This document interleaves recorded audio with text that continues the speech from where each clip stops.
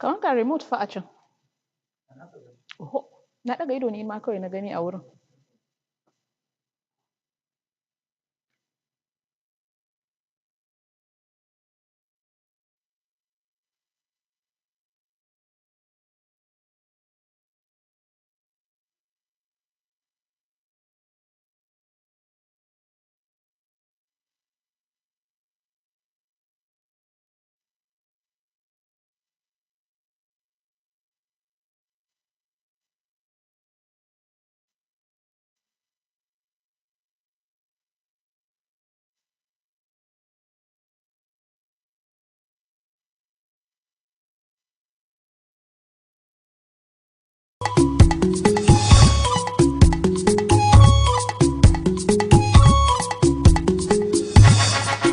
On the news tonight, President Tinubu meets King Charles of England, discuss global and regional priorities and challenges of climate change.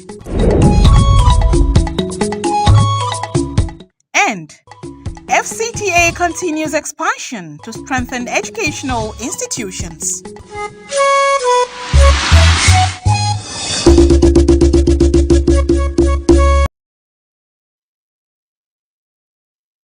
A very good evening and thank you very much for joining us on the news at 7 p.m. on NTA Channel 5 Abuja. I am Mariam Abubakar Kana. President Bola Tinubu has met with His Majesty King Charles III at Buckingham Palace for a private meeting. During the meeting, both leaders highlighted the enduring and cherished relationship between Nigeria and the United Kingdom. This will be the second meeting between the duos after they first met in Dubai at the COP28 climate summit last year. A statement by the Presidential Advisor on Information and Strategy, Bayo Onanuga, revealed that the latest meeting was at the King's request. Both leaders discussed global and regional matters of shared priority, focusing on the urgent and complex challenge of climate change. President Tinubu and His Majesty also explored opportunities for collaboration in anticipation of the upcoming COP29 summit in Azerbaijan and the Commonwealth Heads of Government meeting in Samoa. President Tinubu reiterated Nigeria's firm commitment to addressing climate change in a manner that aligns with the country's energy security objectives, while affirming Nigeria's readiness to adapt global strategies for sustainability. During their dialogue, the two leaders shared ideas for innovative approaches to climate financing and funding, expressing mutual interest in strengthening partnerships by harnessing Nigeria's leadership position in Africa and Commonwealth. Meanwhile, President Tinubu says he won't hesitate to sign the audit bill into law as it will strengthen transparency and accountability in the public service. The president stated this in a message delivered by the Secretary to the Government of the Federation, George Akume, at the presentation of 2024 to 2028 strategic plans for Auditor General of the Federation in Abuja. Musa Abubakar reports. The long-awaited 2024-2028 strategic plan for the Auditor General's office is finally ready. The plan targets to contribute to the renewed agenda to address corruption, reduce waste, and revenue leakages, amongst other goals. The aspiration is to enhance independence and mandate of Auditor General's office, reduce mismanagement of public funds through stronger follow-up of audit recommendation, and improve financial reporting in the public sector. I'm delighted that the Auditor General for the Federation and his team have developed a 5-year strategic plan that promotes public integrity, accountability, and transparency in the activities in federal ministries, departments, and agencies. The Office Strategic Plan 2024 to 2028 encompasses the guide against diversion of public resources and improve governance by holding public officers accountable without fear of favor through the delivery of high-quality and timely audit report. Audit bill, which the House of Reps has passed, and which we are working together with our colleagues in the Senate to ensure that it's also passed, and then the bulk will go to the Excellency the President, for his accent. The office welcomed the needed attention the audit bill is getting, appealing to the 10th Senate to give expeditious concurrence to the bill, which is already before it. The 4-year plan and audit bill are said to be critical for prudent management of scarce resources and transparency. In Abuja, I am Musa Abubakar, NTA News. The Federal Capital Territory Administration says it will continue to expand and strengthen educational institutions in the FCT to transform them into citadels of learning. Mandate Secretary, Health and Environment Services Secretariat, Adedolakbo Fashawe stated this at the third 2023-2024 matriculation exercise for nursing and midwifery students of FCT College of Nursing Sciences. Aisha Obali reports.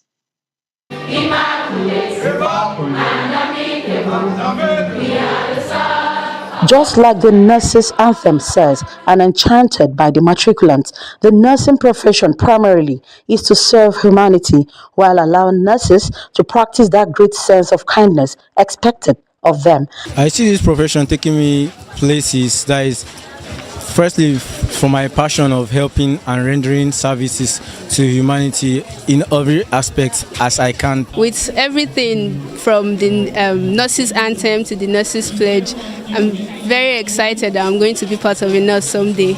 The head of School of Nursing, Dr. Deborah Yusuf, and Gemma Medan, Chairman National Association of Nurses and Midwives FCT chapter, believe that the college hopefully will be able to accommodate all qualified applicants in the future. Our dear parents and guardians, I will say this without a shadow of doubt, that you have chosen the best career for your words. At the days when you mention nursing profession, people will start saying, the least privileged or the children of the poor should go. Dr. Adedolakbo Fashawe, Mandate Secretary, Health and Environment Services Secretariat, who also represented the Minister of State, Dr. Maria Mahmoud, says the Federal Capital Territories Administration's goal is to continually support the college's growth and also ensure the achievement of a conducive learning and teaching environment. The school will continue to grow, and surprisingly, when we were having applications, we had people come all the way from Lagos to apply to FCT College of Nursing, and that's a good thing. The FCT College of Nursing Sciences was established in 1981 and the midwifery wing was established in 1991, 10 years later, with the responsibility not to compromise on excellence. Aisha Ubali, NTA News. As cases of mpox increase across the country, other emerging diseases like cholera and Lassa fever are now on the downward trend. Consequently, the Nigeria Center for Disease Control says federal government is working on the expansion of molecular laboratories in the NCDC network to enhance cross-border surveillance, rapid response, and break the chain of transmission. Director General of the NCDC, Dr. Jide Idris, disclosed this while giving updates on latest efforts to counter these emerging diseases threatening public health. Olushaye Adiabo has more.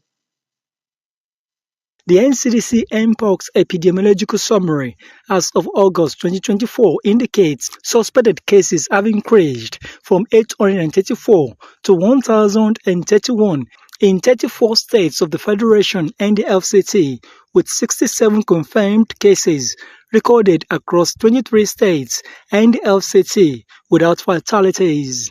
Akwa Ibom and Enugu states are leading in the Mpox charts with 8 cases each.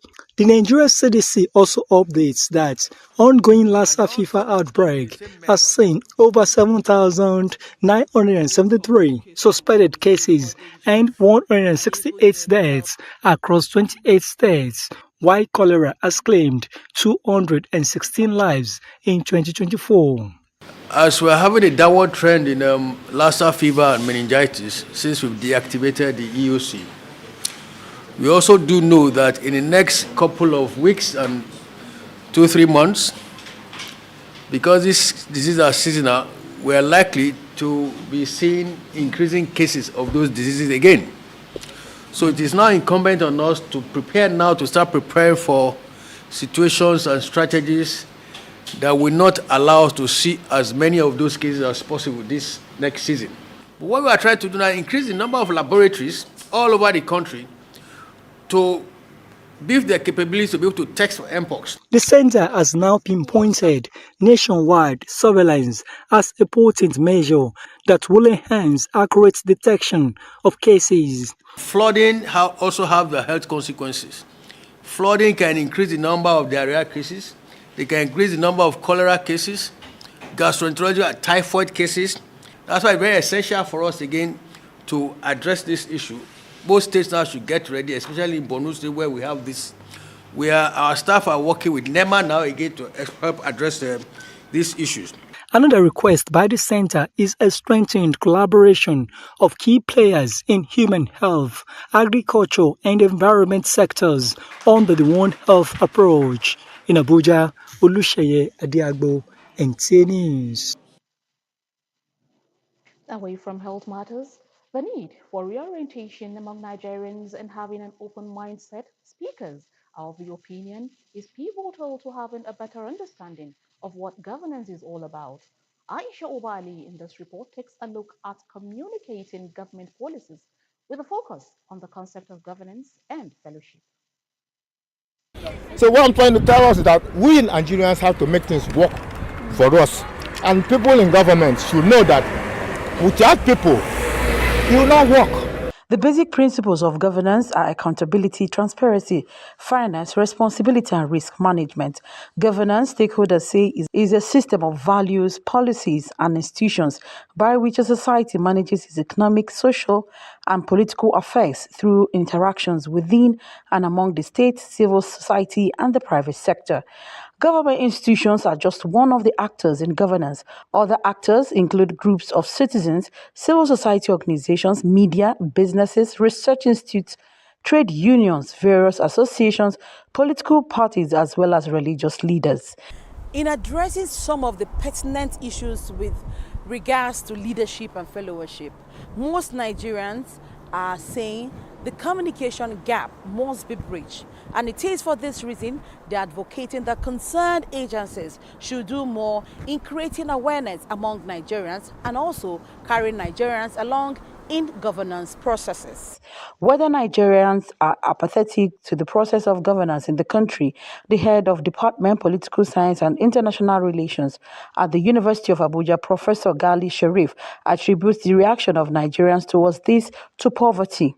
Process of governance, not only in Nigeria, not only in Africa, but across the world, due to the absence of political utility. Political utility here, I mean political satisfaction. Political satisfaction, I mean the dividend of democracy, if it is not actually obtainable from the democratic journey, then people will think, why should we even vote? Why should we even go to the polling unit? Why should we waste our time? When the obligations of the government is not actually discharged, it has become dysfunctional.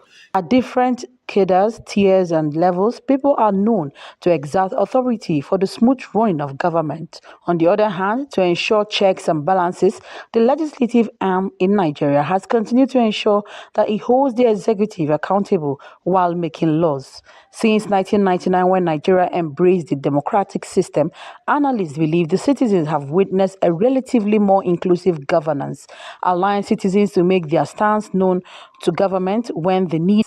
But this does not take away some barriers encountered in governance. Leadership has more inspired the loyalty of followership. What we have succeeded in having is a leadership that inspires political loyalty, not a leadership that inspires followership to the extent of the deliverables of governance. Because you'll find a situation where a political leader has followers. By this political power, you understand, and begin to implement whatever he has, he begins to lose followership. Each and every party in the process of governance has an obligation and responsibilities expected of it to actually discharge or perform. Let us begin with the government, the party which is given the authority to govern the governed or to govern the people. They're in charge of the protection of lives and property of the people. They are also in charge of welfare, provision of services to the people, provision of education, and other social responsibilities that the government is actually supposed to function and perform. For the governed, that is the people or the masses, obedience to the law of the land, that is the constitution. They have to be loyal and obey the constitution. They have to pay taxation. They have to respect the national symbol. And they also have to, respect the law. Analysts are also of the opinion that in as much as more needs to be done in communicating government policies, there is also the need to create better awareness in addressing some of the misconceptions in governance. For instance, it takes generations for governance to improve. Governance is for the affluents only. The blame game and finger pointing at public sector alone as faulty, believing that there is little or nothing countries can do to improve on governance, as well as believing that governance cannot be measured among others. Aisha Uba Ali, NTA News.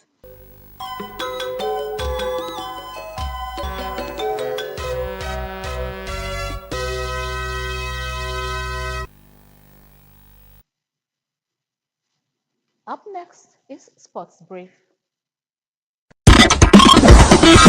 The Minister of Sports Development, Senator John Eno, will officially declare open the National Youth Games this Thursday at the Stephen Keshi Stadium in Asaba, Delta State. In anticipation, the minister emphasized the importance of upholding the integrity of the Games by strictly adhering to the age requirement. He reiterated that the National Youth Games are intended for athletes 15 years of age and below, and any attempt at age cheating will not be tolerated. Meanwhile, Nigeria is through to the semi-finals of the FIFA Under-18 Women's AfroBasket Championship. Nigeria defeated Egypt 66-51 in the quarterfinals played at the University of Pretoria, South Africa. At the end of the third quarter, they had an 18-point lead going into the fourth and final quarter. They are through to the semi-finals for the first time in 14 years and will meet Uganda in the semi-finals. Talking volleyball, in the 2024 African Nations, Nigerian girls beat Benin Republic 3-0, 25-11, 25-13, and 25-15 in a 3-0, 25-14, 25-18, and 25-17. With Sports Brief, Abdullah Hajia, NTA News. Thank you very much for watching the news at 7 on 8 evening.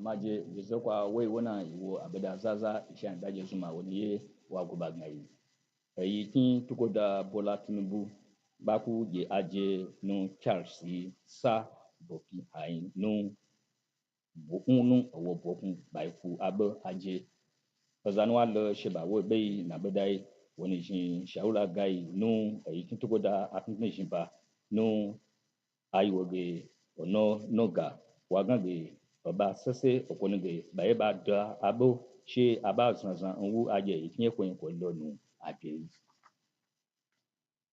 èyí tí tó da èyí tí zindan bẹdọ nko akẹntẹ jìn báyìí bá gánge bá mpàtẹ dán mọnà dandan lọ bá jẹgẹ yẹpẹ zan kò lọlọ nu àjẹ nánú èyí tí zinge nabagẹ nu abájẹ gẹṣán ọzánwá lọ ṣẹbàwọ bẹyì nu abẹdáyé ń yẹ Aisha Uba Ali wà gánge yẹn káyàká ìpẹyẹ láfíà yẹn akẹntẹ jìn bá nánú èyí tí zindan náà yóò ade do vola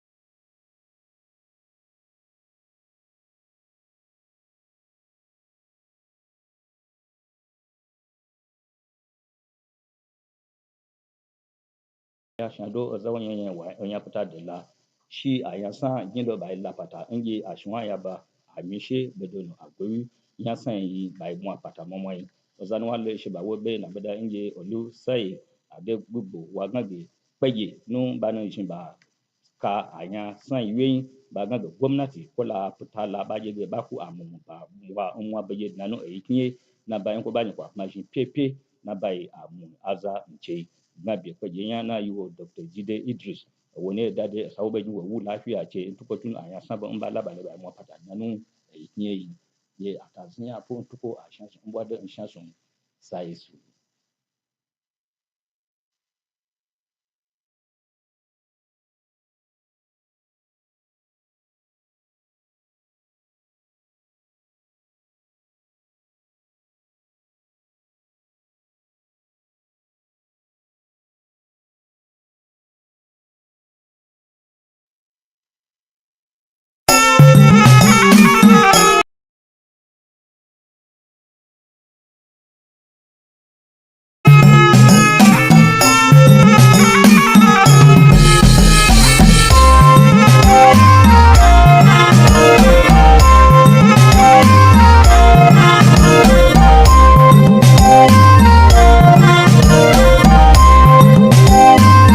Kallo assalamu alaikum barkamu da kasancewa tare da ku a daidai wannan lokacin wanda ni Shehu Abubakar zan karanto labaran Hausa haka nake cewa assalamu alaikum.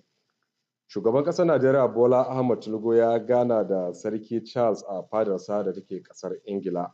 Ta haka zalika shugabannin guda biyu sun tattauna akan yadda za a lalubo yadda za a magance matsalar Najeriya da ƙasar Ingila. Ta haka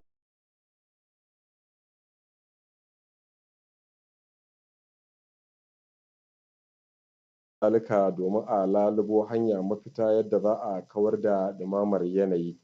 Ko da yake shugabannin guda biyu wannan shine a karo na biyu da suka gudanar da irin wannan taron.